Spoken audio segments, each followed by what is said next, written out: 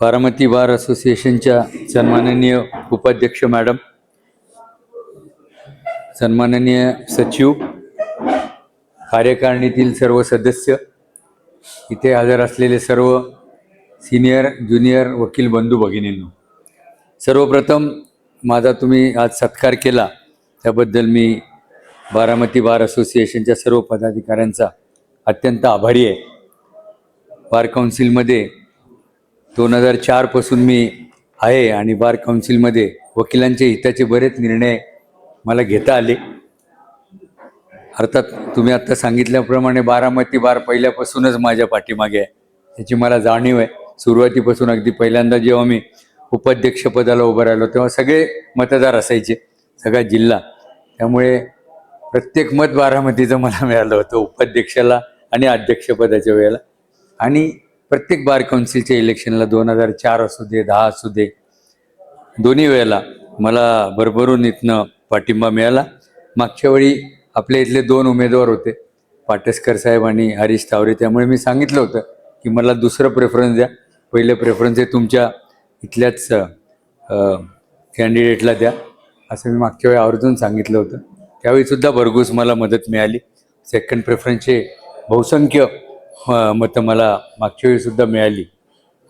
बार काउन्सिलमध्ये 2010 पासून खूप चांगलं काम झालं आहे. मी 4 पासून आहे, पण 2010 पासून आम्ही सर्वात आधी काय केलं तर कंटिन्युअस लिगल एज्युकेशन प्रोग्राम सुरू केला बार काउन्सिलच्या माध्यमातून. 7 वर्षाच्या आतले जे वकील आहेत त्यांना आम्ही सिलेक्ट केलं आणि त्यांच्यासाठी ट्रेनिंग प्रोग्राम सुरू केला. 7 वर्षाच्या आतल्या अशासाठी की पहिल्या 2-3 वर्षानंतर वकील इंडिपेंडंट व्हायला लागतात आणि काही सरकारी वकील होतात, काही लोकांना न्यायाधीश व्हायचं असतं आणि बाकीचे इंडिपेंडंट होतात. त्यामुळे त्या काळामध्ये खरं मार्गदर्शनाची आवश्यकता असते आणि त्यामुळे आम्ही हा कंटिन्युअस लिगल एज्युकेशन प्रोग्राम सुरू केला. अतिशय सक्सेसफुल झाला तो. वेगवेगळ्या विषयांवर, सगळ्याच विषयांवर जे तज्ज्ञ वकील आहेत किंवा न्यायाधीश आहेत त्यांना आम्ही लेक्चरसाठी बोलवत होतो. मी स्वतः क्रिमिनल लॉवर मार्गदर्शन करत होतो. हा अतिशय सक्सेसफुल प्रोग्राम झाला. त्यामुळे त्यावेळीचे जे मुख्य न्यायमूर्ती होते, न्यायमूर्ती मोहित शाह, त्यांनी आम्हाला असं आव्हान केलं की चांगले न्यायाधीशसुद्धा तुम्ही आम्हाला द्या ज्युडिशरीला. जे नवोदित वकील आहेत, ज्यांना न्यायाधीश होण्याची ज्यांची इच्छा आहे, त्यांना तुम्ही मार्गदर्शन करा, जेणेकरून आम्हाला चांगले न्यायाधीश मिळतील. मग आम्ही judicial service as a career असा एक प्रोग्राम डेव्हलप केला आणि त्या प्रोग्रामच्या माध्यमातून ज्या नवोदित वकिलांना न्यायाधीश व्हायचे त्यांच्यासाठी आम्ही ट्रेनिंग प्रोग्राम सुरू केला. चीफ जस्टिस मोहित शहांनी आम्हाला उत्तरला जी ज्युडिशियल अकॅडमी आहे ती वापरायला दिली आणि आम्ही चांगले न्यायाधीश पण ज्युडिशियरीला दिले. त्या काळात 2012 ते 15च्या काळात 350 JMFC आणि ज्युनियर डिव्हिजन आम्ही आमच्या कोर्समधनं सिलेक्ट झाले. 22 डायरेक्ट डिस्ट्रिक्ट जजेस सिलेक्ट झाले. असं आम्ही न्यायदानासाठी सुद्धा, म्हणजे चांगले न्यायाधीश मिळावे याच्यासाठी सुद्धा आम्ही मदत केली ज्युडिशियरीला. त्याचप्रमाणे 2020 नंतर जे नवीन वकील जे झाले, कोविडच्या काळामध्ये बऱ्याच जणांना ट्रेनिंग मिळालं नाही, चांगले सिनियर मिळाले नाहीत. माझ्या नशिबाने मला चांगले सिनियर मिळाले, त्यामुळे लवकर मी पायावर उभं राहू शकलो. पण बरेच ज्युनियर्स असे आहेत की त्यांना सिनियर मिळत नाहीत. त्यामुळे त्या लोकांची त्यांना कॉन्फिडन्स मिळत नाही, प्रॅक्टिसमध्ये जो कॉन्फिडन्स पाहिजे तो मिळत नाही. म्हणून आम्ही बेसिक लिगल एज्युकेशन प्रोग्राम बार काउन्सिलच्या माध्यमातून सुरू केला. हा कंपल्सरी केला, म्हणजे जे 20 नंतरचे जे ग्रॅज्युएट आहेत त्यांना बेसिक लिगल एज्युकेशन प्रोग्राम 4 दिवस ऑफलाईन, 4 दिवस ऑनलाईन असं ट्रेनिंग सुरू केलं. त्यातनं पण बऱ्याच जणांना फायदा झाला. गेल्या 1 वर्षापासून तो थांबलेला आहे कोर्स. पण अशा पद्धतीने आम्ही नवोदितांना कॉन्फिडन्स देण्यासाठीचा प्रयत्न बार काउन्सिलच्या माध्यमातून केला. बार काउन्सिलच्या बऱ्याच स्कीम आहेत. आता आपल्याला लेक्चर पण द्यायचं, त्यामुळे सगळं बोलत नाही मी, पण इन्शुरन्सची आमची स्कीम चांगली आहे. सगळ्यांनी त्याच्यामध्ये मेंबर व्हावं असं आवर्जून मी तुम्हाला सगळ्यांना सांगू इच्छितो. आपण वकील मंडळी स्वतःकडे लक्ष देत नाही, पक्षकाराचं काम करतो पण स्वतःच्या स्वास्थ्याकडे लक्ष देत नाही. ही जी इन्शुरन्स पॉलिसी किंवा 2015ला मी चेअरमन होतो तेव्हा आपण पहिल्यांदा सुरू केली 18-19ला थोडा खंड पडला होता, कारण तेव्हा बार काउन्सिल अस्तित्वात नव्हती. पण 19-20 पासून आपण परत ती सुरू केली आहे. मॅक्झिमम बेनिफिट्स आहेत त्या इन्शुरन्स पॉलिसीमध्ये, कमीत कमी प्रीमियम आणि जास्तीत जास्ती बेनिफिट्स अशी ही स्कीम आहे. आपण सगळ्यांनी त्याच्यात मेंबर व्हावं. खूप जणांना त्याच्यात फायदा मिळाला आहे. अर्थात ॲडव्होकेट वेलफेअर फंड ॲक्ट जो आपण पूर्वीचा जो आपला होता त्याच्यामध्ये बदल घडवून आणण्यासाठी आम्ही खूप प्रयत्न केला, पण अजून काही त्याच्यामध्ये होऊ शकलं नाही. पूर्वीचा जो 30,000 रुपये जे मिळतात त्यात 3 लाख रुपये मुख्यमंत्र्यांनी जाहीर केले, पण त्यात फंड्स गव्हर्नमेंटकडनं आले नाही. त्यामुळे आता आपण आपला स्वतःचा एक वेलफेअर फंड ॲक्ट तयार केला आहे. ॲडव्होकेट जनरलने त्याला मंजुरी दिली आणि आता ते सरकारकडे आपण दिलेलं आहे. त्या ॲक्टप्रमाणे आपल्याला 10 लाख, जर एखाद्याचं डेथ झालं तर 10 लाख रुपये वकिलाला मिळू शकतील, किंवा काय ऑपरेशन वगैरे झालं तर आपण 3 लाख रुपयापर्यंत कव्हर करू शकू. अर्थात सध्याची आपली जी स्कीम आहे बार काउन्सिलची, त्याच्यामध्ये डेथ झालं तर आपण 1 लाख रुपये देतो, आणि ऑपरेशन किंवा काही इंजुरी झाली तर 50,000पर्यंत आपण देऊ शकतो. तेवढीच आत्ताची मर्यादा आहे. नंतर ॲडव्होकेट प्रोटेक्शन ॲक्टसुद्धा आपण तयार केलेला आहे, तो सुद्धा सरकारकडे दिला आहे. या अधिवेशनात पास होऊ शकला नाही, कारण 7 दिवसातच त्यांनी अधिवेशन संपवलं या इलेक्शन्समुळे. पण एक प्रायव्हेट बिल एका आमदाराने दिले, ते जरी मंजूर झालं असेल तर ते तेवढा स्ट्रॉंग तो नाही आहे कायदा. आपण दिलेला जास्ती स्ट्रॉंग कायदा आहे. सगळे वकील त्याच्यामध्ये कव्हर केले जातील, वकिलांना योग्य प्रोटेक्शन काम करत असताना मिळेल असा आपण कायदा दिलेला आहे सरकारकडे. पुढच्या अधिवेशनात तो नक्की मंजूर होईल. आणि सगळ्यात महत्त्वाचं म्हणजे आम्ही जे एक सगळ्यात मोठं काम यावेळी केलेलं आहे ते म्हणजे ॲडव्होकेट्स अकॅडमी. ॲडव्होकेट्स अकॅडमीची आपल्याला सरकारने 1 रुपयाच्या दरामध्ये 2 एकरचा प्लॉट दिला आहे. MIDC पनवेलची जी MIDC आहे तळोजा, तिथे आपल्याला प्लॉट दिला आहे. तिथे ॲडव्होकेट अकॅडमी आपण बांधली, सुरुवात केली आहे 1 वर्षापूर्वी. आपण न्यायमूर्ती गवई आणि फडणवीस साहेब यांच्या हस्ते त्याची पायाभरणी केली होती. आणि आता पहिली जी बिल्डिंग आहे ॲडमिनिस्ट्रेटिव्ह बिल्डिंग ती तयार झालेली आहे. त्याचं उद्घाटन 31 जानेवारीला आहे. आपण सगळ्यांनी यावं त्या कार्यक्रमासाठी. 31 जानेवारीला सकाळी 11 वाजता तळोजा MIDC इथे. तिथे आपण सगळ्या प्रकारचे ट्रेनिंग देणार आहे इथे वकिलांना. म्हणजे कंटिन्युअस लिगल एज्युकेशन प्रोग्राम, न्यायाधीश होण्यासाठीचं ट्रेनिंग, प्रॉसिक्युटर होण्यासाठीचं ट्रेनिंग, वेगवेगळे कोर्सेस पण आपण घेणार आहोत. म्हणजे मेडिको लिगलचा कोर्स असू दे, बाकी DNA ॲनालिसिस असू दे, सगळ्या प्रकारचे कोर्सेस आपण तिथे ठेवणार आहोत. ॲडमिनिस्ट्रेटिव्ह बिल्डिंग तयार झालेली आहे. तिथे एक मिनी ऑडिटोरियम 300 लोकांचं पण तयार आहे. आता पुढच्या विंगमध्ये आपण 700 लोकांचं एक मोठं ऑडिटोरियम करणार आहे. 2 क्लासरूम तयार आहेत, अजून 2 क्लासरूम होतील. आणि हॉस्टेल होणार आहे जिथे 400 वकील एका वेळी राहू शकतील. जेंट्स लेडीज सगळेच राहू शकतील. अशा पद्धतीची आपली अकॅडमी आहे, ती आपल्याला या पुढच्या 1 वर्षात पूर्ण तयार करायची आहे. आता ती पहिली बिल्डिंग झाली आहे, त्याचं उद्घाटन 31 जानेवारीला आहे. तर अशा पद्धतीने बार काउन्सिलमध्ये आपण वकिलाच्या हितासाठी जे जे काही करता येईल ते करतोय. 2010 पासून वेगाने करतोय, आणि त्यामुळे आपल्या सगळ्या वकील वर्गाची मदत बार काउन्सिलला झाली तर नक्कीच आपल्याला फायदा होईल. आता आपण आपल्या विषयाकडे जाऊ. आपला जो विषय आजचा आहे तो defences in criminal trial and art of cross examination असा आपला विषय आहे. आता आपल्याला सगळ्याला माहिती आहे, आपण सगळेच काम प्रॅक्टिस करता JMFC कोर्टात करत असाल, सेशन कोर्टात करत असाल, पण क्रिमिनल ट्रायलच्या बाबतीत म्हटलं तर anybody can put the ball in motion असं आपण म्हणतो. म्हणजे एखाद्याला जर एखाद्या कॉग्निजेबल ऑफेन्सबद्दलची माहिती असेल तर तो पोलीस स्टेशनला जाऊन माहिती देऊ शकतो. जर कॉग्निजेबल ऑफेन्सची माहिती असेल तर it is the duty of the incharge of the police station to reduce it in to writing, आणि ती लिहिल्यावर ती वाचून दाखवायची असते. जो माहिती देतो, फर्स्ट इन्फॉर्मेशन देतो तो, त्याला त्याची सही घेतात. आणि मग ती ड्युटी असते पोलीस ऑफिसरची की ते जिस्ट जे त्या इन्फॉर्मेशनचं ते वही ठेवलेली असते पोलीस स्टेशनला, त्याच्यामध्ये ते जिस्ट लिहून घ्यायचं.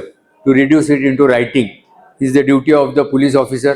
आणि ती जी माहिती असते ती फर्स्ट इन्फॉर्मेशन होते, त्याच्यावर सही घेतलेली असते कंप्लेनंटची, इन्फॉर्मंटची. त्याला वाचून दाखवून त्याला कॉपी दिली असते. आता या फर्स्ट इन्फॉर्मेशनच्या बेसिसवर नंतर तपास सुरू होतो. तर पोलीस ऑफिसर जो असतो incharge of the police station किंवा त्याच्या हाताखालचा जो ऑफिसर असतो तो तपास सुरू करतो. ते आय विटनेसेस असेल तर त्याचे स्टेटमेंट रेकॉर्ड करायचे, गुन्ह्याच्या ठिकाणी आधी जायचं, घटनास्थळाचा पंचनामा करायचा, इन्क्रिमिनेटिंग काही असेल तर ते जप्त करायचं, ब्लड स्टेन काही कपडा असेल, हत्यार पडलेला असेल घटनास्थळी किंवा काचांचे तुकडे वगैरे असं जप्त करायचं. व्यवस्थित तो जो स्पॉट आहे तो व्यवस्थित बघायचा आणि पंचनाम्यात प्रत्येक गोष्ट नमूद करावी लागते. तुम्हाला सगळ्यांना माहिती स्पॉट पंचनामा करावा लागतो. डेथ झाली असेल तर इन्क्वेस्ट पंचनामा करावा लागतो. पोस्टमार्टम नोट्स गोळा कराव्या लागतात. आय विटनेसेस ज्यांनी घटना पाहिली त्यांचे स्टेटमेंट, मोटिव्ह असेल त्याच्यावर असे वेगवेगळ्या विषयांवर साक्षीदारांचे जबाब 161 CRPC प्रमाणे घ्यायचे. आरोपीला अटक करायची. आरोपी अटक झाल्यावर त्याच्याकडनं समजा काही रिकव्हरी डिस्कव्हरी असेल तर तो तपास करायचा. हे आरोपी कधी कधी पोलीस कस्टडीत असताना सांगतो की अमुक अमुक ठिकाणी मी हत्यार ठेवले काढून देतो, रक्ताचे कपडे ठेवलेले काढून देतो. तसा पंच बोलून पंचनामा करायचा वगैरे असा सगळा तपास करावा लागतो. जर डेथ नसेल, इंजुरी सर्टिफिकेट असेल तर ते गोळा करायचं. या सगळ्या गोष्टी CA रिपोर्ट CAला पाठवायचा, केमिकल अनालिसिसला. रिपोर्ट आल्यावर चार्जशीट फाईल करायची. अशी ही चार्जशीट फाईल करणं गरजेचं आहे, मॅन्डेटरी आहे. आणि तुमच्याकडे जर कुठला क्लायंट आला की मला तुमच्याकडे वकील साहेब केस द्यायची आहे, तर तुम्ही पहिल्यांदा त्याला काय म्हणाल? तुम्ही पहिल्यांदा म्हणावं चार्जशीट दे. चार्जशीट दाखल झाली का चार्जशीटची कॉपी दे. कारण चार्जशीट जी आहे त्याच्यामध्ये सगळा हा तपास जो आहे तो समाविष्ट केलेला असतो. Entire investigation is there in the chargesheet. त्यामुळे चार्जशीट हे सगळ्यात महत्त्वाचं डॉक्युमेंट. ज्युनियर मंडळींना मला सांगावं असं वाटेल की चार्जशीट तुम्ही घेतली पक्षकाराकडनं तर सगळ्यात पहिल्यांदा ते चार्जशीट तुम्ही कमीत कमी 3 वेळा वाचायला पाहिजे. कारण या चार्जशीटच्या बेसिसवरच पुढे आपल्याला केस कंडक्ट करायची, उलट तपासणी घ्यायची किंवा सरकारी वकिलाला सर तपासणी घ्यायची. त्यामुळे चार्जशीटमध्ये साक्षीदारांचे जे जबाब आहेत ते नीट वाचायला पाहिजे. पंचनामे काय, रिपोर्ट्स आहेत, पोस्टमार्टम नोट्स काय सांगतात, इंजुरी सर्टिफिकेट्स काय सांगतात, हे सगळं तुम्ही व्यवस्थित वाचायला पाहिजे कमीत कमी 3 वेळेला. कारण for a trial lawyer you should be master of the facts. जर तुम्ही मास्टर ऑफ द फॅक्ट्स नसाल तर तुम्ही प्रॉपर केस कंडक्ट करू शकणार नाही आणि तुमच्या पक्षकाराला व्यवस्थित जस्टिस देऊ शकणार नाही. तुम्हाला जर फॅक्ट्स सगळ्या अवगत असल्या, प्रत्येक गोष्ट जर तुम्हाला त्या केसमधली माहिती असेल तर तुम्ही केस चालवताना व्यवस्थित उलट तपासणी घेऊ शकाल. कारण एखादा साक्षीदार एक सांगतो, दुसरा एक सांगतो, तिसरा एक सांगतो, पण सगळ्या फॅक्ट जर तुम्हाला माहीत असतील तर उलट तपासणी घेताना तुम्ही व्यवस्थित प्रश्न पुटअप करू शकता, टाकू शकता आणि ॲडमिशन घेऊ शकता. त्यामुळे you should be master of the facts. ही सगळ्यात महत्त्वाची गोष्ट. तुम्ही चार्जशीट व्यवस्थित वाचलेली पाहिजे. त्याच्यानंतर इन्स्ट्रक्शन्स क्लायंटकडनं घेणं खूप महत्त्वाचं आहे. Taking instructions from the client. अगदी प्रत्येक गोष्ट बारीक सारीक इन्स्ट्रक्शन घेणं महत्त्वाचं आहे. आरोपी गुन्हेगार असतो, बऱ्याच वेळेला तो खरं कधी सांगत नाही. तुमचं काम आहे त्याच्याकडनं खरं वदवून घेणं. तिथे उलट तपासणीची सुरुवात करायला लागते तुम्हाला. तुम्ही त्याच्याकडनं काढून घेणं सत्य महत्त्वाचं. कारण सत्य तुम्हाला माहीत असल्याशिवाय तुम्ही बचाव नीट घेऊ शकणार नाही. कारण taking a proper defence is most important in a criminal trial and conducting cross examination in accordance with the defence. म्हणजे प्रॉपर बचाव घेणं आणि बचावाप्रमाणे उलट तपासणी घेणं हे अतिशय महत्त्वाचं आहे. त्यामुळे रिअल फॅक्ट्स तुम्हाला माहीत पाहिजे. त्यामुळे सत्य काढून घेणं अतिशय महत्त्वाचं आहे. मग त्या आरोपीकडनं असेल, त्याच्या नातेवाईकांकडनं असेल, ज्या कोणाला घटनेची माहिती असेल त्याच्याकडनं सत्य तुम्हाला उघडून काढायला पाहिजे आणि माहिती करून घ्यायला पाहिजे. मी बऱ्याच वेळा काय करतो, आरोपी जेलमध्ये असतो कधी कधी, तर त्याला सांगायचं की तू सगळं लिहून दे, व्यवस्थित सगळं डिटेल घटनेबद्दल, साक्षीदारांबद्दल जे जे तुला माहिती आहे सगळं लिहून दे. आणि ते लिहून वाचल्यावर परत त्याला आपण उलट प्रश्न करू शकतो आणि माहिती घेऊ शकतो. किंवा जे बाहेर असेल जेल बेलवर तर तुम्ही बाहेर माहिती घेऊ शकता. इतर लोकांनाही माहिती असते. कधी कधी आरोपीपेक्षा बाकीच्या गोष्टींवर, मोटिव्हबद्दल, साक्षीदारांच्या माहितीबद्दल, पंचांच्या माहितीबद्दल इतर लोकांना माहिती असते. ती माहिती तुम्ही घ्यायला पाहिजे, ती लिहून ठेवायला पाहिजे. कधी कधी आपल्याला वाटतं हे काय किरकोळ सांगतो तो, फालतू गोष्ट वाटते आपल्याला इन्स्ट्रक्शन घेताना, पण ते सुद्धा तुम्ही लिहून घ्यायला पाहिजे. कारण माझा अनुभव असा सांगतो, कधी कधी आपल्याला अगदी क्षुल्लक गोष्ट वाटते त्यामुळे आपण निग्लेक्ट करतो, पण एखादी जी क्षुल्लक वस्तू आहे तीच तुम्हाला ओपनिंग मिळवून देते. केस चालवत असताना ती क्षुल्लक असते पण ती खरी गोष्ट असते. ते तुम्ही जर साक्षीदाराला विचारलं तर तो तुम्हाला पाहिजे ते उत्तर देतो आणि त्याच्यानंतर तुम्ही त्याला अजून डीक करू शकता आणि तुम्हाला ओपनिंग मिळू शकतं आणि तुम्हाला फायदा होऊ शकतो केसमध्ये. सचिन आहेत, त्यांना माहिती आहे कशा उलट तपासणीत किरकोळ गोष्ट पण कधी कधी माहिती तुम्हाला मदत करून देऊ शकते. त्यामुळे take all instruction from the client. आणि दुसरं मी एक चार्ट करतो, तो एक चार्ट खूप हँडी असतो आपल्याला. म्हणजे सगळी माहिती तुम्ही घेतलेली असते, तुम्ही चार्जशीट वाचलेली असते, चार्जशीट प्रमाणे एक चार्ट करायचा. म्हणजे एक म्हणजे गुन्हा घडल्याची वेळ, तारीख, time, name of the accused, त्याच्या date and time of arrest. Time of arrest पण महत्त्वाचा असतो. कोण विटनेसेस आहेत, आय विटनेस आहेत, पंच आहेत, वेगवेगळ्या मुद्द्यावरचे आहेत, ते प्रत्येक आरोपीबद्दल काय सांगतात असा एक जर तुम्ही चार्ट करून घेतला, मग काय इंजुरीज आहेत वगैरे असा एक जर पंच त्या पंचनाम्यात महत्त्वाचं काय आहे, काय इन्क्रिमिनेटिंग जप्त केलेलं आहे वगैरे असं जर एक चार्ट केला तर तो उलट तपासणी घेताना तुम्हाला खूप फायदा त्याच्यामुळे मिळू शकतो. ते कोण साक्षीदार कुठल्या आरोपीविरुद्ध काय सांगतं ते तुमच्या हातात असतं. एक वही असू दे किंवा कागद असू दे तुमच्या जवळ असतं, जेणेकरून तुम्हाला उलट तपासणी घेताना खूप फायदा होतो. घटनास्थळ बघता आलं तर बघावं, कारण घटनास्थळावरनं पण बऱ्याच गोष्टी तुम्हाला कळू शकतात. साक्षीदार खरंच ती घटना बघू शकला असेल का, तो वेळेवर त्या ठिकाणी येऊ शकतो का, त्याच्या घरी असेल, दुकानात असेल, जिथे कुठं असेल ते या सगळ्या गोष्टींचा उलगडा तुम्हाला होऊ शकतो. त्यामुळे घटनास्थळ बघितलेलं असेल मोठ्या केसमध्ये, मर्डरच्या केसेस किंवा सेशन ट्रायव्हल केस असेल तर त्याचाही तुम्हाला खूप फायदा असतो, कारण तुमच्या डोक्यात असतं, बघितलेली घटनास्थळ तुम्ही असतं. त्यामुळे उलट तपासणी घेत असताना साक्षीदार खरं सांगतो का खोटं सांगतो, त्याला कुठपर्यंत न्यायचं, असं हे सगळं आपोआप आपल्याला लक्षात येतं आणि त्याप्रमाणे उलट तपासणी आपण घेऊ शकतो. घटनास्थळ बघितलेलं असतं. त्यामुळे या सगळ्या गोष्टी झाल्या की मग तुम्हाला बचाव ठरवायचा असतो. बचाव हा ठरवणं महत्त्वाचं आहे, कारण बचावाच्या अनुषंगानेच तुम्हाला उलट तपासणी घ्यायची असते, केस डेव्हलप करायची असते. आता बचाव म्हणजे कुठला बचाव घ्यायचा, कुठला बचाव, सगळ्यात महत्त्वाचा बचाव जो आपण घेतो सगळ्यात जास्ती वेळेला तो म्हणजे टोटल डिनायलचा बचाव घेतो. डिफेन्स ऑफ टोटल डिनायल आपण बहुतेक वेळा घेतो क्रिमिनल ट्रायलमध्ये. टोटल डिनायल का, कारण क्रिमिनल केसमध्ये it is the duty of the prosecution to prove the case beyond reasonable doubt. आरोपीवर कुठलंही बर्डन नसतं. Prosecution has to stand firmly on its leg and prove the case. त्यामुळे आणि परत benefit of doubt always goes to the accused. त्यामुळे बचाव total डिनायलचा सगळ्यात उत्कृष्ट बचाव. असं म्हणतात की accused can even remain silent through the trial. तुमच्यावर जर साक्षीदार सांगतच नसेल तर कशाला उलट तपासणी करायची. काही लोक उगाच गॅलरी म्हणून करतात, पक्षकाराला बरं वाटेल म्हणून घेतात, तर कधी कधी त्याचं नुकसान होतं. कारण असं म्हणतात की cross examination is the biggest weapon in the armoury of a criminal lawyer. आणि cross examination is a performance which does not tolerate mistakes. चुका जर उलट तपासणीत घेतल्या, जरी तुमचं मेन वेपन आहे, चुका केल्या तर it does not tolerate mistakes. Unnecessary cross examination can dig many a grave in a criminal trial असं म्हटलंय. त्यामुळे कारण नसताना उलट तपासणी केली आणि एखादा प्रश्न अंगलट आला तर तो तुम्हालाच भोगावा लागतो आणि तुमच्या पक्षकाराला भोगावा लागतो. त्यामुळे उलट तपासणी ही व्यवस्थित घ्यायला पाहिजे. कुठं थांबायचं, अर्थात कुठं थांबायचं हे अजून मलाही माहीत नाही, पण शक्यतो कुठं थांबायचं हे आपल्याला लक्षात यायला पाहिजे आणि काय विचारू नये हे पण आपल्याला लक्षात यायला पाहिजे. तर त्याच्यासाठीचा प्रयत्न अर्थात हे तुम्हाला याच्यातनं म्हणजे अनुभवातनंच हे तुम्हाला कळतं. त्यामुळे उलट तपासणी महत्त्वाची. आणि म्हणून टोटल डिनायल हा जो बचाव आहे, हा बचाव सगळ्यात जास्ती वेळा आपण घेतो.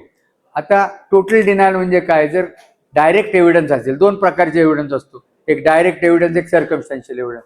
डायरेक्ट एव्हिडन्स असेल जिथे आय विटनेसेस असतील, प्रत्यक्ष घटना बघणारे साक्षीदार असतील, तर तुमचा बचाव he is not an eye witness, त्यांनी घटना बघितलेली नाही आहे, तो त्या घटनास्थळी त्यावेळी नव्हताच किंवा तो नंतर आला, किंवा गॉटअप विटनेस आहे, एनिमिकल विटनेस आहे वगैरे वगैरे, अशा पद्धतीचा तुमचा बचाव. म्हणजे तुम्ही जेव्हा सजेशन देता तेव्हा त्या पद्धतीने तुम्ही सजेशन देता, हा टोटल डिनायलचा बचाव असतो. पण बऱ्याच वेळा सर्कमस्टॅन्शियल एव्हिडन्सचा पुरावा असतो. आता इनफॅक्ट जे खूप निर्घृण जे खून असतात किंवा असे हे इन्सिडेंट्स असतात, हिनस क्राईम ज्याला आपण म्हणतो, त्यात डायरेक्ट एव्हिडन्स बऱ्याच वेळा मिळत नाही आपल्याला, सर्कमस्टॅन्शियल एव्हिडन्सच असतो त्याच्यामध्ये. आता बघा ना, म्हणजे जोशी अभ्यंकर खून खटला घ्या तुम्ही, किंवा शरद सारडा खटला घ्या, नैना पुजारी रेप मर्डर, कुठलेही मोठे मोठे जे खटले असतात त्याच्यामध्ये डायरेक्ट एव्हिडन्स मिळत नाही, सर्कमस्टॅन्शियल एव्हिडन्स असतो. सर्कमस्टॅन्शियल एव्हिडन्स म्हणजे काय? मोटिव्ह असतो आरोपी विरुद्ध, की त्याला घटना तो खून करण्यासाठी काहीतरी मोटिव्ह असतो.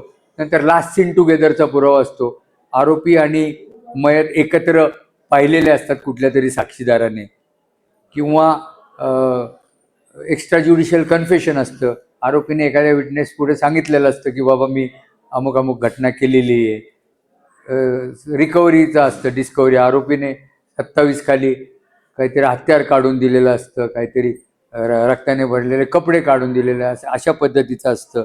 डाईंग डिक्लेरेशन वगैरे अशा पद्धतीचे सर्कमस्टन्सेस असतात आरोपी विरुद्ध. त्यामुळे हा सर्कमस्टन्शियल एव्हिडन्स आपण म्हणतो. त्या सर्कमस्टन्शियल एव्हिडन्समध्ये सुद्धा total denial is the best defence. कारण सर्कमस्टन्शियल एव्हिडन्सच्या केसमध्ये burden on the prosecution is heavier.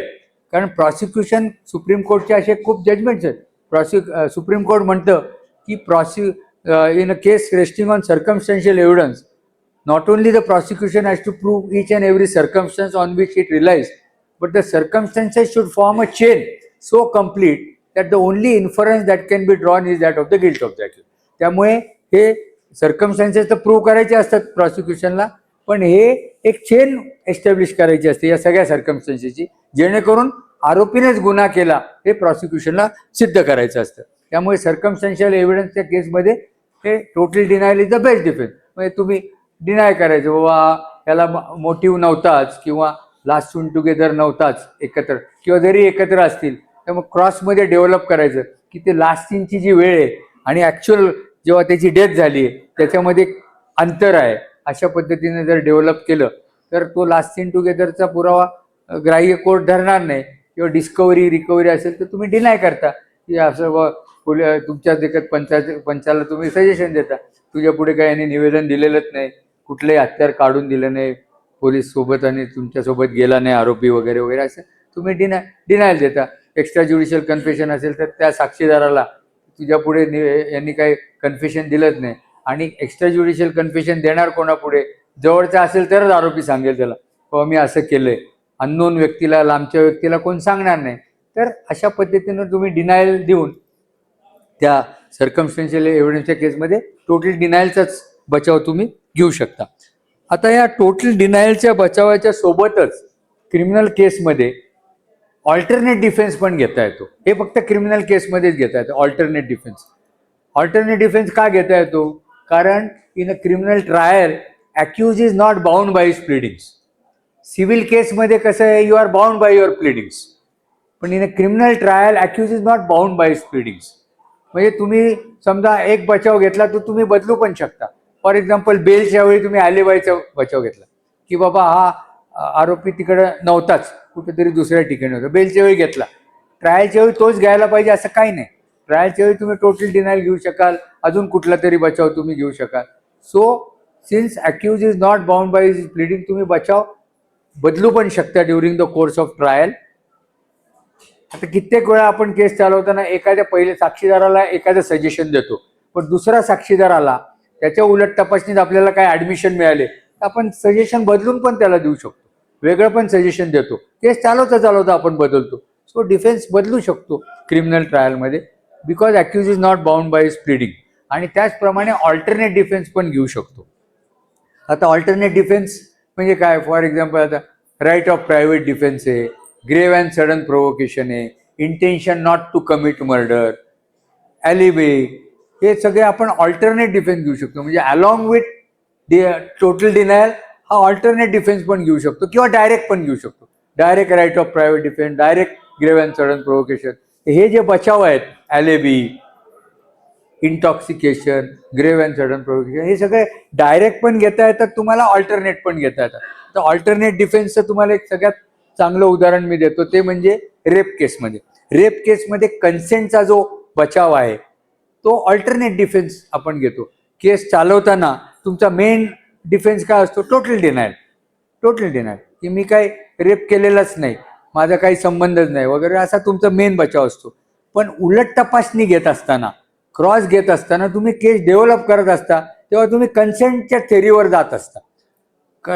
Love affair असतं, कित्येक केसेस ह्या लव्ह अफेअरमुळेच होतात, किंवा आधी काही एकत्र असतात, नंतर त्यांच्यामध्ये काही गोष्टींवरनं भांडणं होतात. प्रॉमिस टू मॅरेज असतं, नंतर ते फुलफिल होत नाही म्हणून रेपची केस केलेली असते. हल्लीच्या काळात लिव्ह इन रिलेशनशिप असतं, त्याच्यामध्ये एकत्र राहतात पण नंतर फायनान्शियल प्रॉब्लेम्स येतात आणि त्याच्यामुळे लांब जातात, त्यामुळे रेपच्या केसेस केल्या जातात. या सगळ्या ज्या केसेस आहेत याच्यामध्ये तुम्ही उलट तपासणी घेत असताना डेव्हलप करत असता कन्सेंट थेरी, की तुम्ही एकत्र इतके दिवस होता, इकडे गेला तिकडे गेला, कुठे कोणाला सांगितलं नाही वगैरे वगैरे, उलट तपासणीत आपण घेतच असतो, कन्सेंटची थेरी आपण डेव्हलप करत असतो. तर हे this is nothing but alternate defence. कारण याच्यामध्ये सुप्रीम कोर्ट असं म्हणतं की ऑल्टरनेट डिफेन्स जो आहे तो तुम्ही डायरेक्ट पण घेऊ शकता, किंवा court can gather it from the attending circumstances. म्हणजे जो पुरावा आलेला असतो त्याच्यातनं तुम्ही जरी डिफेन्स नाही घेतला, पण court can come to the conclusion from the circumstances. Court can gather from the circumstances की नाही, हा बचाव आहे. त्यामुळे बऱ्याच वेळा रेप केसेस ज्या सुटतात ते कन्सेंटमुळे सुटतात. 90% रेप केसेस ज्या सुटतात ते कन्सेंटच्या थेरीमुळे सुटतात. आणि त्यामुळे तो ऑल्टरनेट डिफेन्स आहे. जरी आपला मेन डिफेन्स तुम्ही सजेस्ट करता की नाही नाही तुझं म्हणणं खोटं आहे, किंवा असं यांनी काही रेप केलाच नाही, पण तुम्ही जी थेरी डेव्हलप करता क्रॉसमध्ये, that is an alternate defence, आणि त्याच्यामुळे आरोपीला बेनिफिट मिळू शकतो. आता पुढचा आपण जो डिफेन्स बघू तो राईट ऑफ प्रायव्हेट डिफेन्सचा बचाव आहे. आता राईट ऑफ प्रायव्हेट डिफेन्स जो आहे तो तुम्ही डायरेक्ट घेऊ शकता किंवा ऑल्टरनेट पण घेऊ शकता from the circumstances of the case. अर्थात ऑल्टरनेट डिफेन्स जेव्हा तुम्हाला घ्यायचा असेल तेव्हा केसच्या सर्कमस्टन्सेस तशा पाहिजे, फॅक्ट्स तशा पाहिजे, तरच तुम्ही घेऊ शकता. तर राईट ऑफ प्रायव्हेट डिफेन्स म्हणजे काय? If there is imminent danger to the threat to the life of a person, threat to the life of a person, he can to the person or to the property, then he can exercise his right of private defense, and that right of private defense can go to the extent of causing death of the other person. म्हणजे तुम्ही injury तर करू शकता समोरच्याला, but in a given case on the facts and circumstances it can extend to the causing of death of the other person. असा तो right of private defence आहे. तर ह्याच्यामध्ये अर्थात तसे सर्कमस्टन्सेस पाहिजे. जर आरोपीच्या अंगावर इंजुरीज असल्या तर हा बचाव तुम्हाला घेऊ शकता directly right of private defence. किंवा सगळ्यात बेस्ट म्हणजे काउंटर केसेस असतात, ज्याला क्रॉस केसेस म्हणतो आपण. एकाच घटनेच्या बद्दल दोन्ही बाजूने फिर्यादी दिलेल्या असतात, दोन्ही बाजूने FIR दिलेले असते, त्याला क्रॉस केसेस. या अशा ज्या केसेस असतात, मग भले एक 302 असेल आणि दुसरी मॅजिस्ट्रेट ट्रायबल असेल, एक सेशन ट्रायबल, तरी पण त्या दोन्ही केसेस एकत्र चालतात, त्या एकाच कोर्टापुढे चालतात. पुरावा पण एका पाठोपाठ एक किंवा सायमल्टेनियसली घ्यावा लागतो, आर्ग्युमेंट एकत्र ऐकायला लागतं, आणि निकाल पण कोर्टाला एकाच वेळी दोन्ही केसमध्ये द्यायला लागतो, क्रॉस केसेस किंवा काउंटर केसेस असल्या तर. या केसेसमध्ये तुम्ही आरोपी असता एका केसमध्ये, दुसऱ्या केसमध्ये साक्षीदार असू शकता, मग तिथे टोटल डिनायल घेणं अडचणीचं होऊ शकतं, कारण तिथे तुम्ही साक्षीदार आहात. त्यामुळे या केसमध्ये right of private defence is the best defence that you can take. आणि जर इंजुरीज असली आरोपीच्या अंगावर तर अजून चांगलं. त्यामुळे अशा पद्धतीचा बचाव तुम्ही घेऊ शकता. आता एक उदाहरण तुम्हाला एक केसमध्ये देतो. इथेच बारामतीलाच मी ती केस चालवलेली होती. इंदापूर पोलीस स्टेशनची केस होती.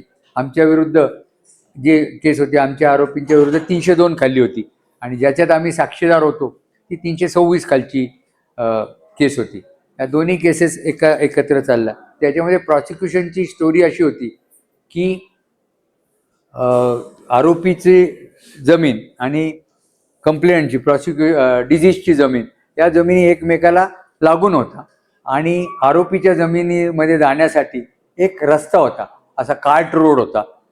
तो जो रस्ता होता, प्रॉसिक्युशन विटनेसेसचं म्हणणं असं होतं की तो रस्ता त्यांच्या जमिनीतनं जात होता, आरोपीचं म्हणणं होतं की तो कॉमन रोड होता, कार्ट रोड, आणि त्या आमच्या जमिनीमध्ये जायला आम्हाला तो वापरता येऊ शकतो. आता याच्यामध्ये सिव्हिल सूट इंदापूर कोर्टात पेंडिंग होतं आणि आरोपीच्या बाजूने सिव्हिल कोर्टाने इंजंक्शन दिलं होतं. जर त्यांना त्यांच्या शेतामध्ये जायचं असेल तर ते जाऊ शकतात, पण त्यांनी आदल्या दिवशी पोलीस स्टेशनला इन्फॉर्म करायचं, इंटिमेशन द्यायचं, आणि मग त्यांनी तिथं त्यांच्या शेतावर जायचं. अशा पद्धतीचं इंजंक्शन होतं सिव्हिल कोर्टाचं. प्रॉसिक्युशनची केस अशी होती घटनेच्या दिवशी की त्या दिवशी ते त्यांच्या शेतामध्ये काम करत होते आणि ते त्यांच्या शेतामध्ये काम करत असताना डिझीज आणि इतर विटनेसेस इंज्युअर्ड काम करत होते. ते काम करत असताना आरोपी ट्रॅक्टरने जात होते त्यांच्या शेताकडे आणि त्यांचं म्हणणं आहे की ते शेत त्यांचं आहे आणि ते त्यांच्या हातामध्ये हत्यारं होती, ऊस तोडायची जी हत्यारं आहेत ती त्यांच्या हातामध्ये होती असं त्यांचं म्हणणं. आणि या कंप्लेनंट आणि डिझीज वगैरे सगळ्यांना विटनेसेसला बघून ते चिडले. काम करत असताना शिवीगाळ झाली आणि त्यांनी ट्रॅक्टरवरून खाली उतरले आणि जी हत्यारं होती त्यांनी आम्हाला मारलं. एक मेला आणि बाकीच्यांना जखमा झाल्या, अशी प्रॉसिक्युशनची स्टोरी होती. आरोपींचा बचाव असा होता की आम्हाला सिव्हिल कोर्टाने इंजंक्शन दिलं होतं, त्याप्रमाणे आम्ही आदल्या दिवशी पोलीस स्टेशनला सांगितलं होतं, इंटिमेट केलं होतं. ऊस तोडायला आला होता, त्यामुळे ऊस तोडण्यासाठी आम्ही जात होतो. आम्ही इंटिमेट केलं होतं आणि त्याप्रमाणे आम्ही त्यावेळी जात होतो ट्रॅक्टरमधनं. आमच्यासोबत काही ऊस तोडण्याचे कामगार पण होते, त्यांच्याकडे ते कोयत्यासारखं हत्यार जे असतं ऊस तोडायचं ते त्यांच्याकडे होतं. आम्ही जात असताना prosecution naturally they are agreed person, ते आम्हाला जात असताना त्यांनी आम्हाला शिवीगाळी द्यायला सुरुवात केली. या रस्त्याने जायचं नाही, तुम्ही परवानगी घेतली का, हा रस्ता आमच्या लँडमधला आहे, असं त्यांनी आम्हाला दमदाटी शिवीगाळी करायला सुरुवात केली. त्यामुळे बाचाबाची शिवीगाळी झाली. त्यावेळी आम्हाला त्यांनी एकाने खाली ओढलं. आम्ही सगळे एक आमच्यातलं खाली पडल्यामुळे आम्ही सगळे ट्रॅक्टरमधनं खाली आलो आणि त्यावेळी ते आम्हाला त्यांच्या हातात कुऱ्हाडी आणि काठ्या होत्या. काम करत असताना त्यांनी आम्हाला मारायला सुरुवात केली आणि आम्ही आमचा बचाव करत होतो. जे कामगार होते त्यांनी पण आमचा बचाव केला, त्यात त्यांना जखमा झाल्या असतील, असा आमचा बचाव होता. आता याच्यामध्ये अर्थात उलट तपासणी मी तुम्हाला सांगितलं घ्यावी लागते. तर त्या उलट तपासणीमध्ये आम्हाला बऱ्याच ॲडमिशन्स मिळाल्या की या ज्या जखमा होत्या आरोपीच्या अंगावरच्या त्या काठ्या आणि कुऱ्हाडीने होऊ शकते, डॉक्टरने कबूल केलं. त्याचप्रमाणे त्याच्यामध्ये आरोपीच्या अंगावरच्या ज्या जखमा होत्या त्या साक्षीदारांनी एक्सप्लेन केल्या नाही. It is a duty of the prosecution to explain the injuries on the person of the accused. ते उलट तपासणीत विचारलं मी त्यांना, साक्षीदारांना, त्या आरोपींना काही जखमा झाल्या त्यावेळी वगैरे. त्यामुळे नाही, आरोपींना काहीच जखमा झाल्या नाही, त्यांनीच आम्हाला मारलं, तुमच्यापैकी कोणा आरोपीला मारलं नाही मारलं. त्यामुळे त्या एक्सप्लेन झाल्या नाहीत. आणि कॉन्डक्ट अननॅचरल वगैरे या अशा सगळ्या गोष्टी उलट तपासणीत आणू शकलो. मेडिकल एव्हिडन्स पण आम्ही आणू शकलो. त्यामुळे मग कोर्टाने असं धरलं की ॲग्रीड ते होते. आम्ही कोर्टाला आर्ग्युमेंटच्या वेळी मी सांगू शकलो की दे वर द ॲग्रीड पर्सन्स, त्यांचा राग होता. दे वर द ॲग्रेसर, आणि काउंटर केसमध्ये ॲग्रेसर कोण हे कोर्ट बघतो. They were the aggressor, they stopped, they started the incident, आणि आम्ही we were within our right, आणि आम्ही आमचं प्रोटेक्ट करत असताना या जखमा त्यांना झाल्या आणि आमच्या इंजुरीज त्यांनी एक्सप्लेन नाही केले. हा मान्य झाला बचाव आणि सगळे आरोपी निर्दोष झाले. कारण जेव्हा तुम्ही डिफेन्स घेता तर पुढचं सुप्रीम कोर्ट असं म्हणतं की तुम्ही डिफेन्स जो आहे तो तुम्हाला पूर्ण साबित करायची गरज नाही. हा जो डिफेन्स आहे तो तुम्हाला फक्त प्रॉबॅबिलिटीवर साबित करायचा आहे, ऑन द प्रिपॉन्डरन्स ऑफ प्रॉबॅबिलिटी. जसा सिव्हिल केसमध्ये तुम्हाला प्रॉबॅबिलिटीवर डिफेन्स साबित करायचा असतो, क्रिमिनल केसमध्ये प्रॉसिक्युशनचा वर जे बर्डन आहे ते हायर आहे. प्रॉसिक्युशनचं बर्डन आहे, they have to prove the case beyond reasonable doubt. Higher degree of assurance is required. डिफेन्सला जो प्रूव्ह करायचं आहे डिफेन्स, तेवढं मोठं बर्डन नाही आहे. It is like a civil case on the basis of preponderance of probability. त्यामुळे तुम्हाला एवढंच दाखवायचं असतं कोर्टाला की माझा जो बचाव आहे तो प्रॉबेबल आहे. It is more probable than the story of the prosecution.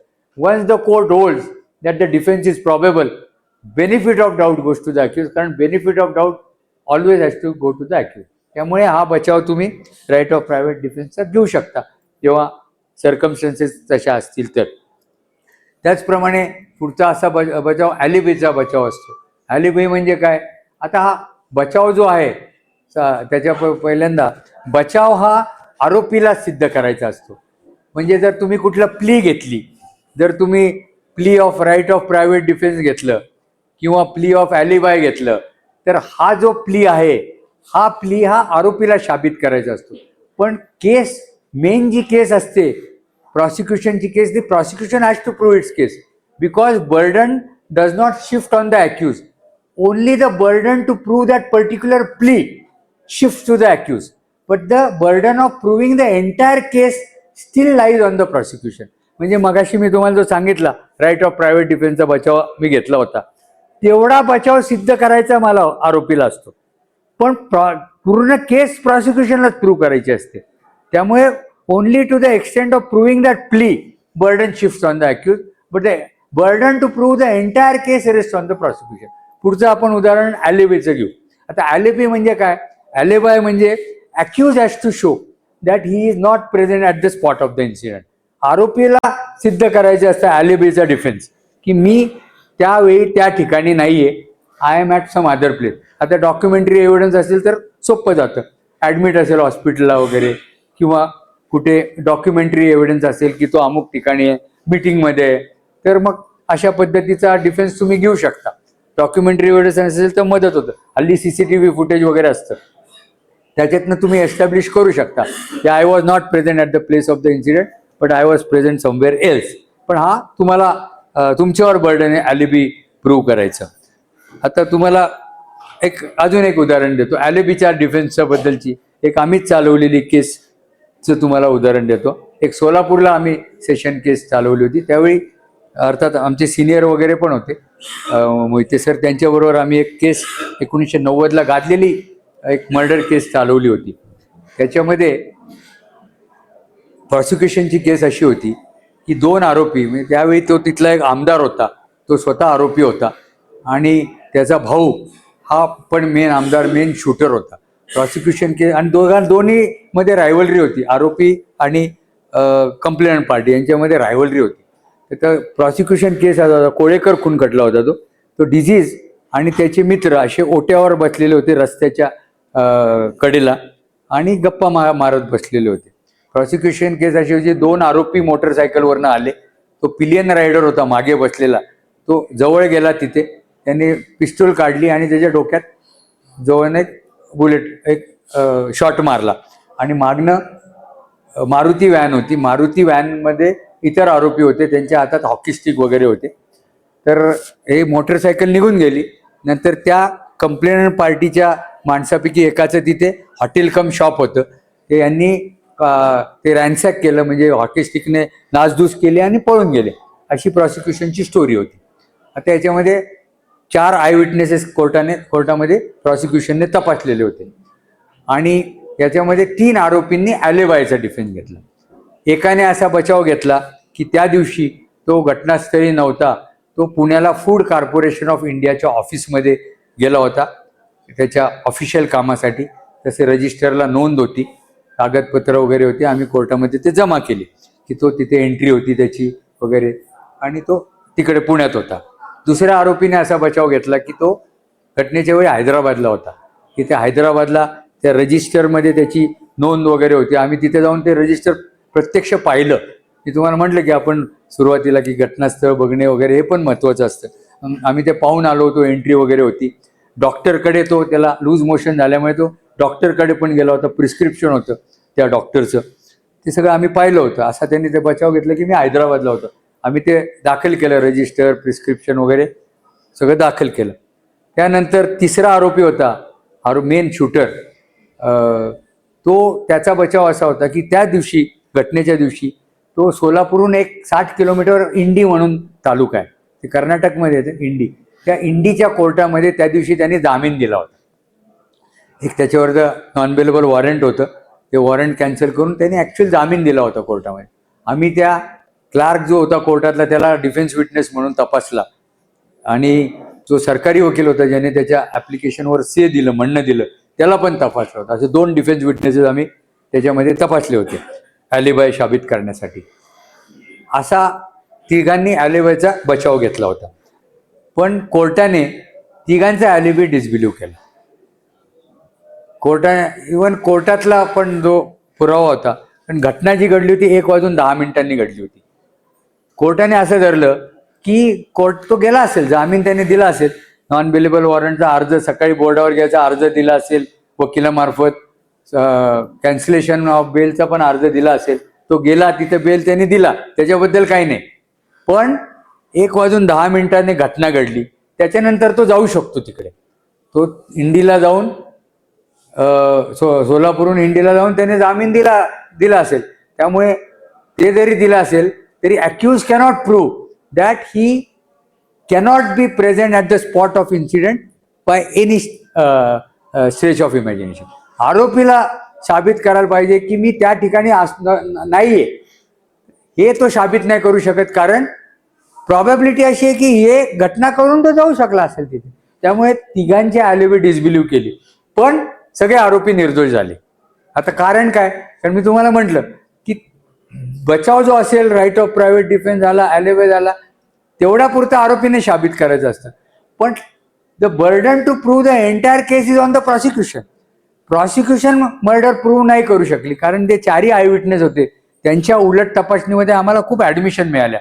त्यांची कॉन्डक्ट अननॅचरल होती, लगेच त्यांचे स्टेटमेंट रेकॉर्ड झालेले नव्हते, FIR मध्ये डिले होता, नंतर ते इनिमिकल होते कारण 2 ग्रुप्समधले होते, ओमिशन कॉन्ट्राडिक्शन भरपूर होत्या, म्हणजे त्या सगळ्या प्रूव्ह करण्यात आल्या होत्या. आणि दुसरं मेडिकल एव्हिडन्समध्ये तफावत होता. डॉक्टरच्या क्रॉस एक्झामिनेशनमधनं आम्ही असं आणू शकलो की घटना जवळून नाही घडली, थोडा लांबून घडली काही, आणि त्यांचं म्हणणं होतं जवळ जाऊन शॉट मारला. आम्ही डॉक्टरकडनं आणलं की कमीत कमी 10 ते 15 फुटावरनं शॉट मारला असेल आणि तिरकस मारला होता, ऑब्लिक, नॉट स्ट्रेट. त्यामुळे कॉन्ट्रॅडिक्शन बिटवीन ऑक्युलर एव्हिडन्स आणि मेडिकल एव्हिडन्स आम्ही आणू शकलो डॉक्टरच्या उलट तपासणी, आणि तो बेनिफिट, आणि म्हणून आरोपी सगळे निर्दोष सुटले. From the conduct of the accused, omission contradiction and medical evidence contradictory to the ocular evidence. त्यामुळे मी तुम्हाला सांगितलं की उलट तपासणी खूप महत्वाची असते. बचाव तुम्ही जरी काही घेतला तर you have to cross examination in line with the defence. आणि एक अजून महत्वाचं तुम्हाला सांगायला पाहिजे की डिफेन्स जो आपण घेतो तो डिफेन्स हा प्रॉसिक्युशन केसमध्येच असतो. बऱ्याच वेळा कुठेतरी लांब जाऊन घ्यायची गरज नाही, त्या केस प्रॉसिक्युशन स्टोरीप्रमाणेच जायचं, शेवटी फक्त थोडा कुठेतरी बाजूला जायचं. बऱ्याच वेळा काहीतरी स्ट्रेंज टँजंट डिफेन्स घेतला जातो, त्याची गरज नसते, कोर्ट तो बिलीव्ह करणार नाही. When you take a defence in line with the prosecution story, courts are more inclined to believe your defence. त्यामुळे प्रॉसिक्युशन स्टोरीमध्ये नेहमी डिफेन्स असतो. म्हणून मी तुम्हाला सुरुवातीला सांगितलं, chargesheet you should be master of facts. 3-4 वेळा वाचून सगळी डोक्यात पाहिजे, लिहून ठेवलेलं पाहिजे, तरच तुम्हाला चांगला डिफेन्स सुचू शकतो. त्यामुळे always defence should be in line with the prosecution story, आणि cross examination should be in line with the defence. आता बऱ्याच वेळा तुम्हाला एक उदाहरणं देतो मी पाहिलेली उलट तपासणी घेताना. मी तुम्हाला सांगितलं उलट कारण नसताना कधी उलट तपासणी घेऊ नये, किंवा कुठे थांबायचं हे कळायला पाहिजे.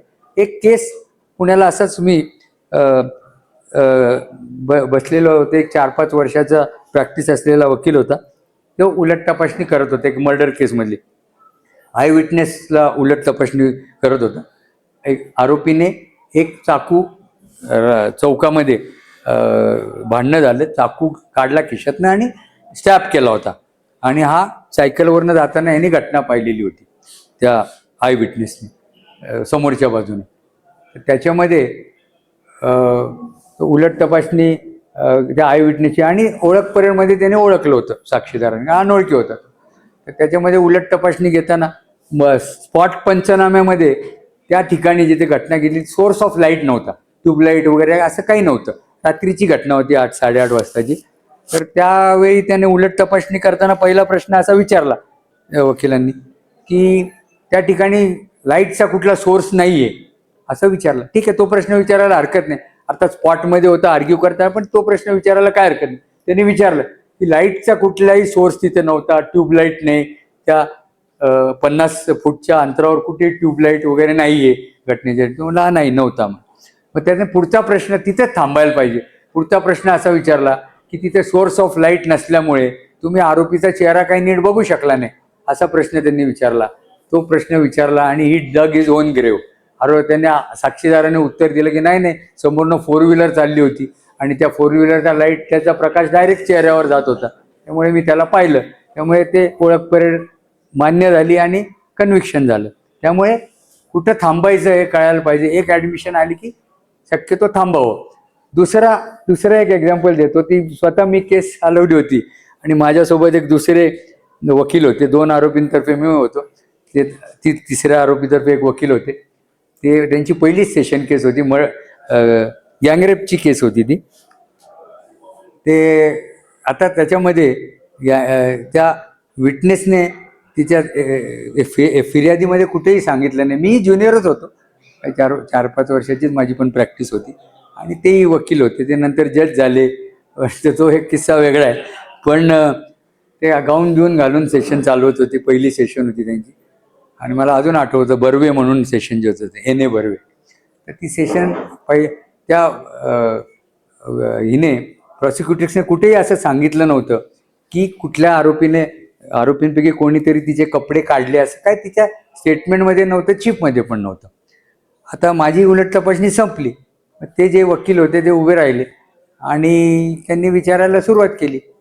4-5 प्रश्न झाल्यावर त्यांनी विचारलं, हिंदीमध्ये ते प्रश्न विचारत होते, हिंदी बोलणारे होते. ते म्हटले, ये देखो, इस केस में आपका वस्त्रहरण हुआ क्या? आता हा प्रश्न मी त्यांचा गाऊन ओढला. कोर्टाने पण 2दा थांबले. त्यांना विचारायचा आहे प्रश्न, किसने आपका वस्त्रहरण हुआ क्या? ते म्हटले, हा हुआ तो कैसे हुआ? पुढचा प्रश्न, हुआ तो कैसे हुआ?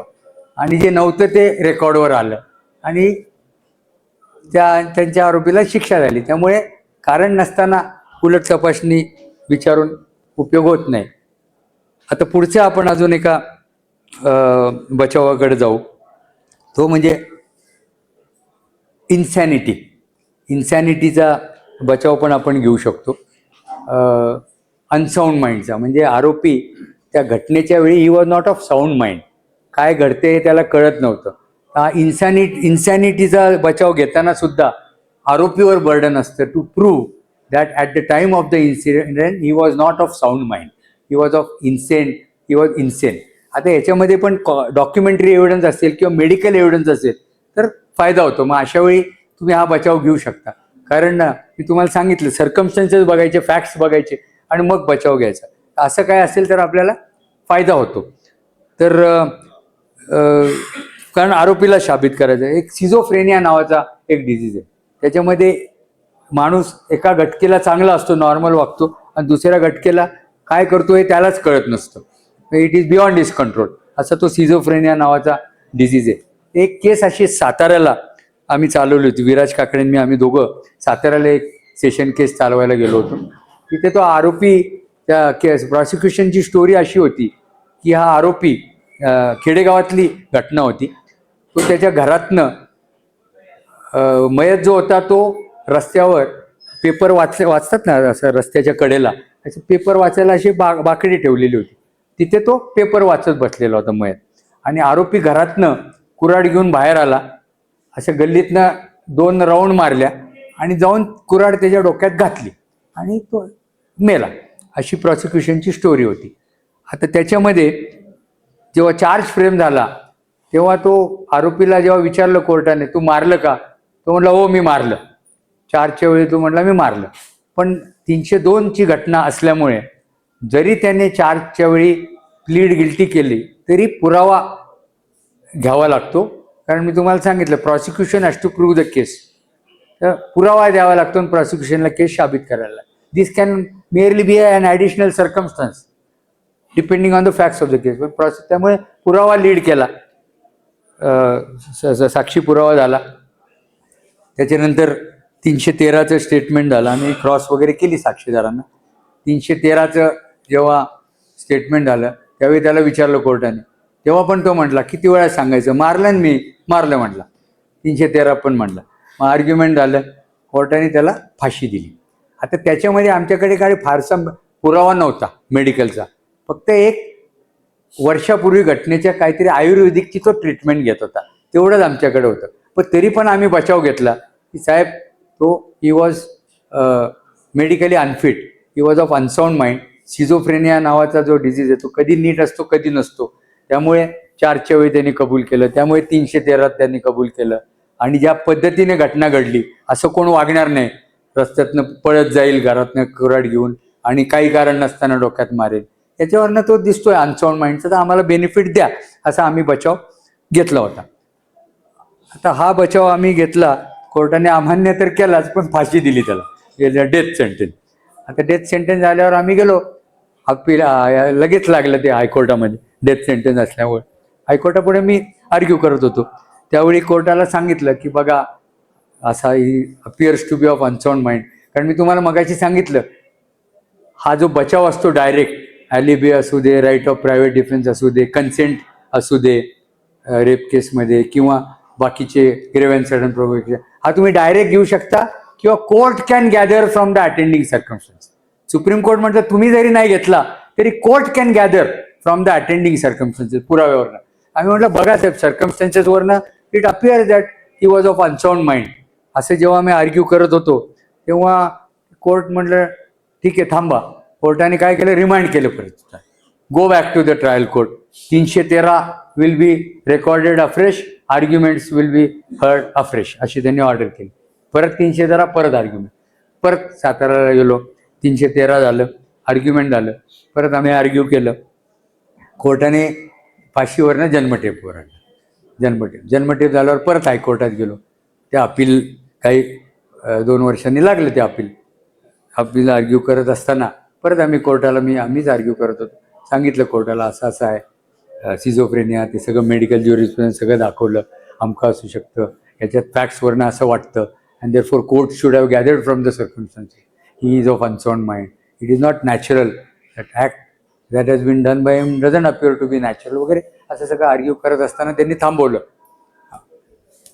वेट मिस्टर निंबाळकर वेट, दोघं जजेस होते डिव्हिजन बेंच पुढे, दोघं, कारण फाशी जन्मठेप डिव्हिजन बेंच, दोघं जजेस एकमेकाशी बोलले, ते थांबा, आम्ही we have come to the conclusion की intention was not to commit murder. 302 खालनं आम्ही 304वर आणतो. आम्ही अनसाऊंड माइंड वगैरे आम्ही काय कन्सिडर करत नाही, पण intention was not to commit murder 302 वरनं 304वर आली, 7 वर्षाची शिक्षा दिली, आणि तो 5 वर्ष ऑलरेडी आत होता, 1 वर्षाने तो बाहेर आला. त्यामुळे उलट तपासणीमध्ये जर काही गोष्टी आल्या, आता इथे पण कोर्ट कुड गॅदर फ्रॉम द सर्कमस्टन्स, उलट तपासणी चांगली झाल्यामुळे की intention was not to commit murder, unsound mind जाऊ द्या पण इंटेन्शन वॉज नॉट, आणि तो बेनिफिट कोर्टाने दिलं. त्यामुळे बचाव घेताना तुम्ही बचावाच्या अनुषंगाने उलट तपासणी घ्यायला पाहिजे, त्याचा बेनिफिट सेशन कोर्टात नाही पण हायकोर्टात पण मिळू शकतो, असं एक उदाहरण आहे. आणि आता बचाव तुम्ही कधी घेताय, सगळे बचाव झाले, अजून ग्रेव्ह अँड सडन प्रोव्होकेशन आहे, तिथे पण प्रोव्होकेशन असलं तर it should B grave and sudden both. फक्त ग्रेव्ह असेल तर चालत नाही, सडन पाहिजे, टाइम गॅप नको. ती नानावटीची केस खूप फेमस आहे याच्यावर, कर्नल नानावटी. ते एक उदाहरण घ्या, आरोपीला नवरा बायको, आरोपी लग्न त्याच्या नातेवाईकाचे म्हणून पुण्याहून मुंबईला जायला निघाला. तो बायकोला सांगतो की बॅग घेतो मी जातो, परवा येतो म्हणून. ट्रेन स्टेशनवर गेला, रेल्वे स्टेशनवरती ट्रेन मिस झाली, लग्न सकाळचंच होतं. परत आला घरी, म्हणलं जाऊ दे सकाळी उठून जाऊ. घरी आला, बघतो तो बायको आणि पॅरामोर असे एकत्र त्याच्या बेडवर होते. तर ग्रेव आहे, पण त्याला त्यावेळी काय वाटतं, तो निघून जातो परत, आणि नंतर दुसऱ्या दिवशी जाऊन त्या पॅरामोरचा मर्डर करतो. आता that was grave but it was not sudden, there was time gap of 1 day. त्यामुळे हा बचाव चालणार नाही. It should be both grave and sudden, only then the benefit can go to it. आता बचाव घेतात कधी, बचाव एकतर पहिल्यांदा तुमच्या उलट तपासणीच्या वेळी तुम्ही बचाव घेता येतो. There are 4 stages. उलट तपासणी घेताना तुम्ही जेव्हा क्रॉस घेत असता तेव्हा तुमचा बचाव तुम्ही पुटअप करत असता, त्या अनुषंगाने प्रश्न विचारत असता. That is the first stage of taking defence. Then second stage suggestions, तुम्ही शेवटी सजेशन देतात, आमचं असं म्हणणं आहे, आमचं असं म्हणणं आहे, तेव्हा तुम्ही, that is the second stage. Third stage is 313. 313च्या वेळी तुम्ही बचाव घेऊ शकता. आणि 4th stage is when you examine witnesses in defence, बचावाचे साक्षीदार तुम्ही तपासता, that is a 4th stage of taking defence. पण माझं असं म्हणणं आहे की शक्यतो बचावाचे साक्षीदार घेऊ नये. अगदीच गरज असेल तरच घ्यावी, माझ्या अनुभवातून तुम्हाला सांगतो. कारण शेवटी तो सामोरा प्रॉसिक्युशनला, उलट तपासणीला सामोरा जाणार असतो आणि जर काही ॲडमिशन दिले तर प्रॉसिक्युशन केस स्ट्रेंथन होऊ शकते. त्यामुळे शक्यतो बचावाचे साक्षीदार घेऊ नये. अगदीच घ्यायचे असले तर महत्त्वाचे मुद्द्यावर घ्यावे आणि एका मुद्द्यावर एकच घ्यावा. अदरवाईज बचावाचे साक्षीदार शक्यतो घेऊ नये. तर अशा या स्टेजेस आहेत ज्यावेळी तुम्ही तुमचा बचाव घेऊ शकता केस चालवत असताना. त्यामुळे these are the stages when you can take your defence. अशा पद्धतीने वेगवेगळे बचाव आपण क्रिमिनल केसमध्ये घेऊ शकतो. पण त्या पद्धतीने तुम्हाला उलट तपासणी घेणं गरजेचं आहे आणि फॅक्ट्सचे तुम्ही मास्टर असायला पाहिजे. कारण फॅक्ट्स जर चांगल्या तुमच्या ध्यानात असल्या केस चालवताना तर तुम्ही प्रश्न विचारताना चेंज करू शकता, तुमची लाईन चेंज करू शकता आणि त्याचा बेनिफिट तुम्हाला मिळू शकतो. त्यामुळे आपण आज इथेच थांबू. This is what I had to say about the defence.